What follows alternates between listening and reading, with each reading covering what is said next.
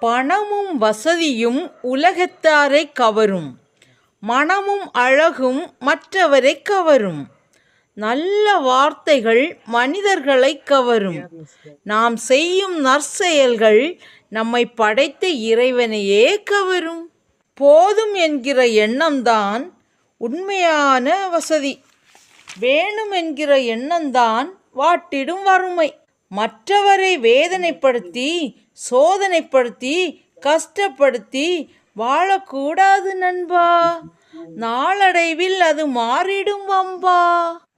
ரொம்பவும் நல்லவனாக இருந்தால் நீ நடிக்கிறாய் என்பார்கள். ரொம்பவும் பொறுமையாக இருந்தால் நீ பைத்தியம் என்பார்கள். ரொம்பவும் அன்பாக இருந்தால் உன்னை அடிமை என்பார்கள். கோபப்படாமலே இருந்துவிட்டால் நம்மை கோமாளியாக்கி விடுவார்கள்.